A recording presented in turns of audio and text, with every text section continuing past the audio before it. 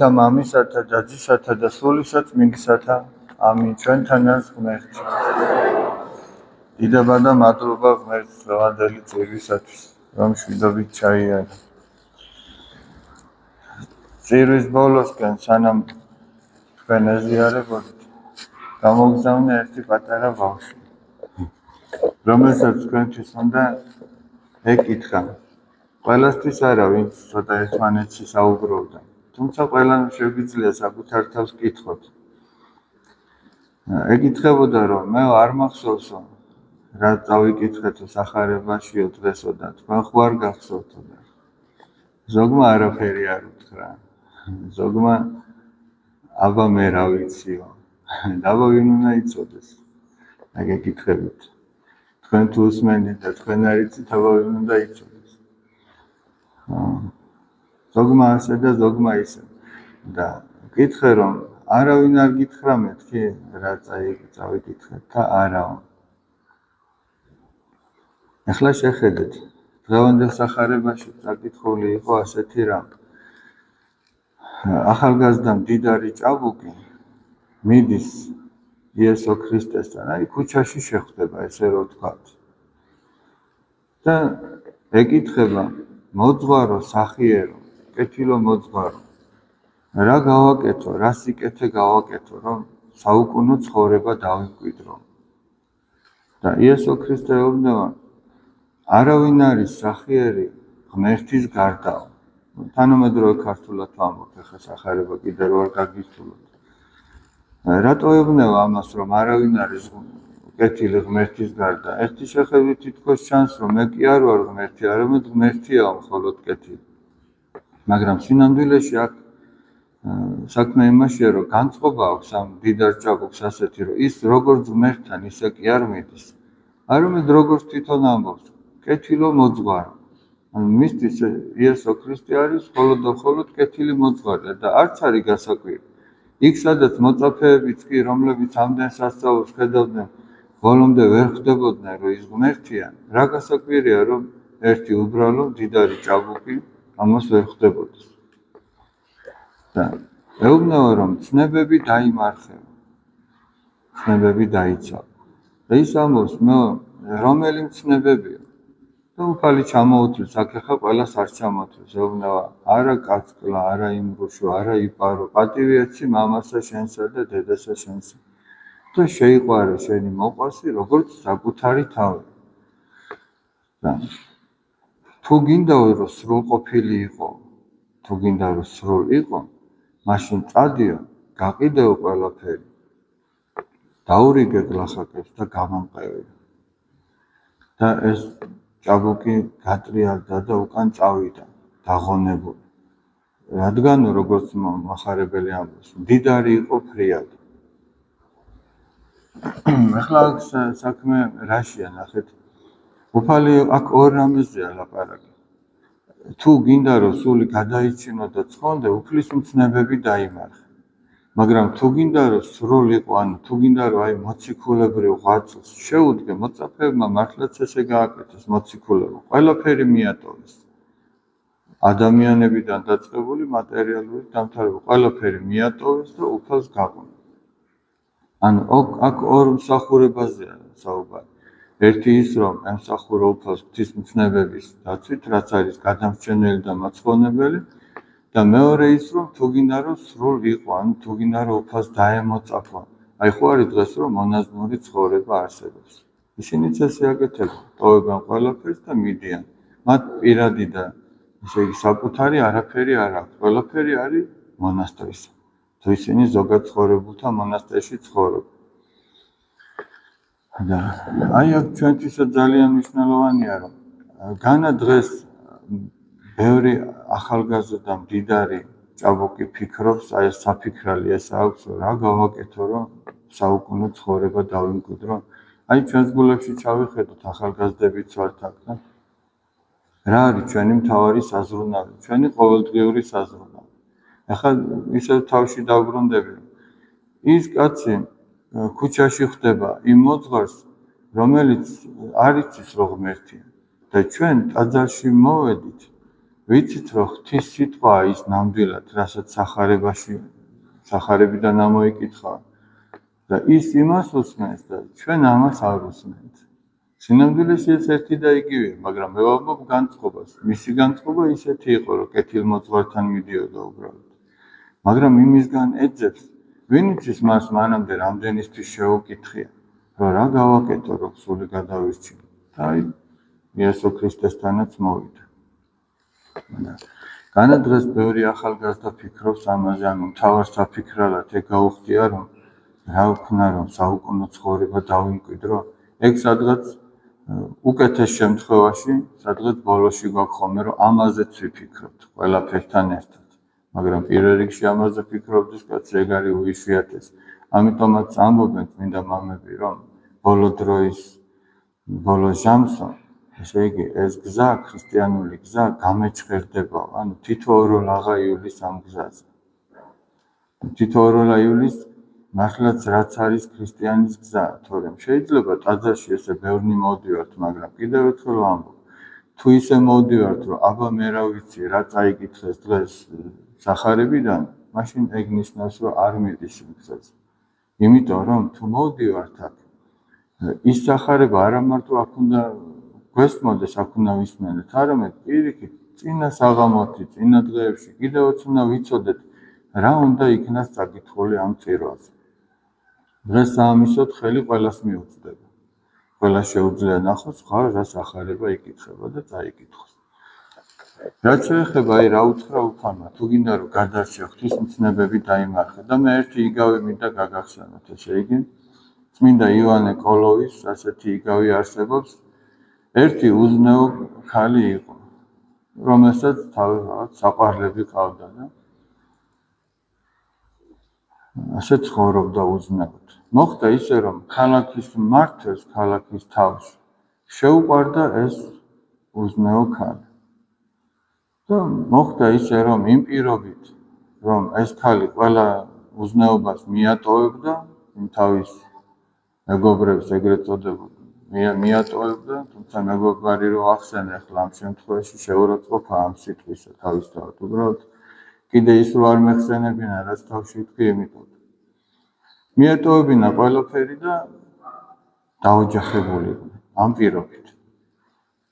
და მართლაც გადაწყვიტა ამ ქალმა, რომ ყველაფერს მიატოვებდა და დაქორწინდა. მოხდა ისე, რომ იმ სასახლეში, სადაც ცხოვრობდა ეს ქალი, ახლა ის ძველი ნაცნობები მისვლას ვეღარ ვედავენ, იმიტომ რომ იციან, რომ კარგი დღე არ დაადგებათ, ახლოს ვერ მიდიან. არა და უნდათ რომ გამოიყვანონ ეს ქალი გარეთ. და შორს განან და უსტვანენ შორიდან, რომ ამათ ხმაზე ის გამოვიდეს. ამ ქალმა რო გაიგო მათი ხმა, გადაწყვიტა, რომ ამ შენობის ცოტა სიღრმეში, სარდაფში, დაბლა ქვემოთ რაც შეიძლება და ჩასულიყო, რომ აღარ გაეგონა მათი ხმა. და ასე ცდილობდა, რომ გადაერჩინა, იმიტომ რომ მათ ხმას რო იგებდა, მაშინ უნდებოდა რომ გასულიყო. აქ რაზეა ახლა ლაპარაკი? ის ქალი, რომელიც უზნეოდ ცხოვრობდა, ეს ჩვენი სულია. და ცოდვები კი ის ნაცნობები ისთან ერთადაც ამ უზნეობას ჩადიოდა. ქალაქის თავი იგავურად არის ქრისტე, რომელთანაც ჩვენი დაწინვა თუ ქორწინება ხდება სინანულით. ეს სინანულია ის ქორწინება. სინანულის გარეშე ვერც ერთი ადამიანი ქრისტესთან ურთიერთობას ვერ იქონიებს, ვერ შეხვდება. შეინანეთ რამე თუ მოახლოებულია სასופველი ცატა, ხო ამბობს, ჯერ წმინდა იოანე ნათლისმცემელი, მერე მაცხოვარი. და ის რომ ისინი შორიდან ეძახიან, ეს არის ჩვენი უნებები. და ის შიდა ოთახები, სადაც ის ქალბატონი იმალებოდა, რომ მათი ხმა არ გაეგონა, სწორედ ეს არის ღვთისმცნებები. აი ესეთი დამცავია ღვთისმცნება ადამიანის დაცემული ბუნებისა, რომ კვლავ იმავე ცოდვაში არ ჩავარდეს. იმიტომაც უფალი წეუბნება, რომ დაიცავი მცნებები, რომ საუკუნო ცხოვრება გქონდეს. ბოლოს ხედავთ, რომ მოწაფეები ეკითხებიან და ვის შეუძლია ეს, რომ როგორც უფალი ამბობს, დიდარიო ვერ შევა სასუფეველში. აქ დიდარი მარტო ის კი არ არის, ფული რო აქ ადამიანს და ოქრო ვერცხლი. შეიძლება შენ ცოდვებით ახარ მდიდარი. შეიძლება შენ საკუთარ თავზე დიდი წარმოდგენა გაქვს და ამით ხარ მდიდარი, შენ გონია რაღაცას წარმოადგენ და ასე შემდეგ. დაეუბნება რომ ადამიანისგან ეს შეუძლებელია რომ გადარჩეს, მაგრამ ღვთისა მიერ ყოველივე შესაძლებელი არსებობს. ისე რომ თუ ადამიანი თავის იმედს დაამყარებს ღმერთზე, მაგრამ თავისი ძალისხმევით ეცდება რომ ღვთისმცნება შეასრულოს, ეს არის მაცხოვნებელი. ანუ ადამიანს კი არ შეუძლია თავად ღვთისმცნება შეასრულოს, არამედ ჩვენი მხრიდან ცდელობა ღვთისმცნებების შესრულებისა, ეს ნიშნავს რომ ჩვენ უფალს ვთხოვთ რომ აი ჩვენ ესე გვინდა რომ გადავრჩეთ და შენ შეგვიწყალე და გადაგვარჩე. ეს ადამიანისგან შეუძლებელია, მაგრამ ღვთისგან შესაძლებელი. მაგრამ ადამიანმა ღმერთს უნდა დაანახოს ეს მცდელობა. უნდა დაანახოს რომ მასთან უნდა მისი ერთგულება უნდა. სხვადასხვა წლების წინ ესე იგი ერთ-ერთი სასულიერო პირისგან მოვისმენი ასეთი რამ რომ აი დილითო სანამ სახლიდან გახვალთო მიდით ხატებთან და იმ დილის ლოცვასთან ერთად სხვა თუ რამე კანონს აღასრულებს ადამიანი. სთხოვეთო რომ აი უფალო მოგვანიჭე ძალა შენი ერთგულებისა, რომ გიერთგულოთ ამ დღეს.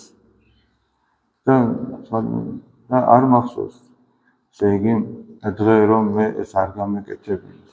რატო ამბობ ამას? საკუთარ თავზე კი არ უნდა იყო მინდობილი რომ აი მე დღეს გადავწყვიტე რომ უფალს უერთგულო. კი, უნდა გადაწყვიტო, მაგრამ მარტო ეგ გადაწყვეტილება არ არის საკმარისი.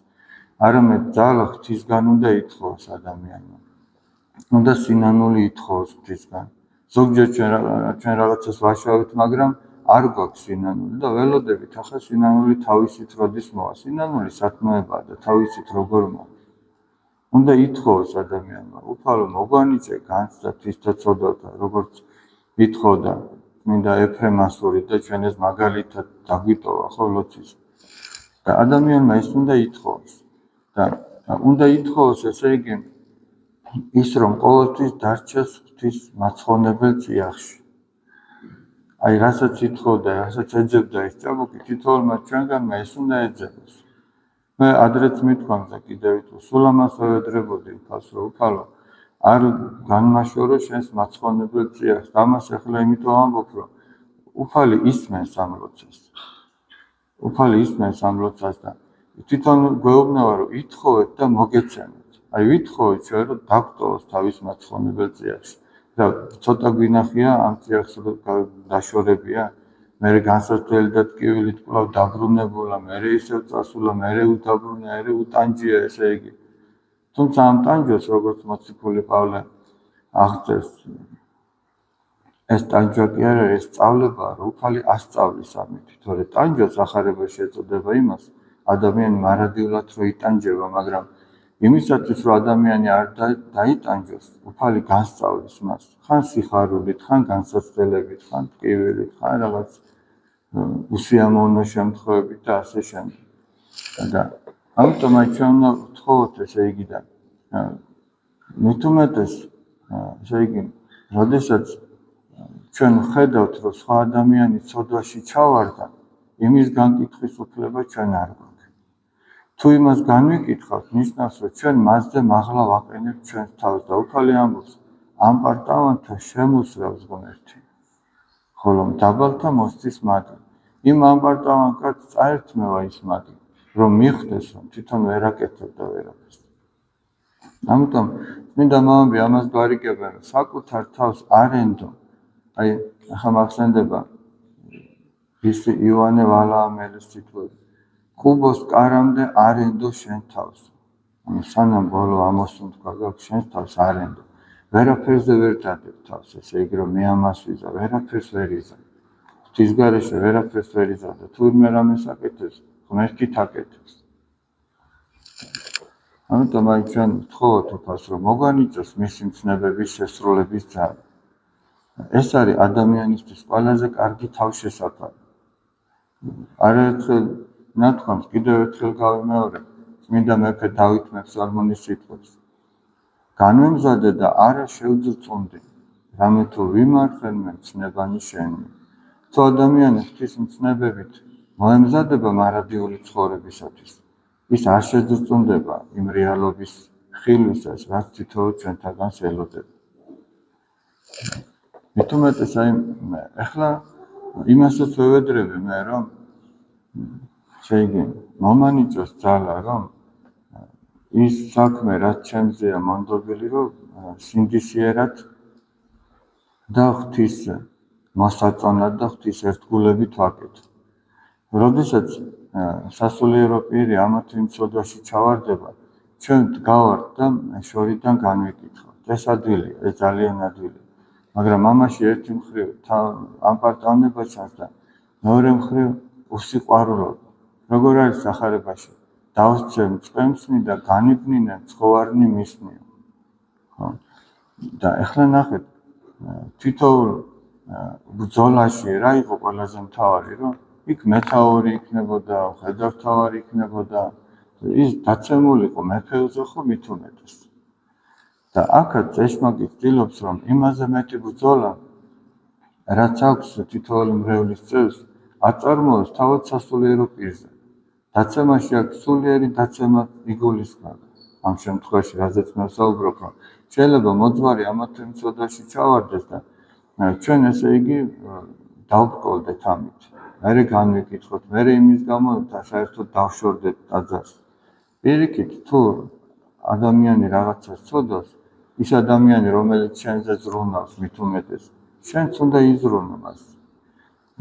და კიდევ არის ხოლმე ესეთი შემთხვევა, სულიერად რაც შეეხება. ახლა ხორციელადაც არის ხოლმე. ზოგჯერ აი ხო გარდაიცვლება მოძღვარიდან. რამდენჯერ ყოფილა ესე იგი ჩვენთანაც ტაძარში მოსვლა ადამიანი, რომელსაც წლების წინ გარდაეცვალა მოძღვარი. აი შეიძლება 15 წლის წინ, 10 წლის წინ და მანამდე რასაკეთებდიოდნენ, მანამდე აი აღარ მარხულობდა, აღარ ლოცულობდა, აღარ ეზიარებოდა.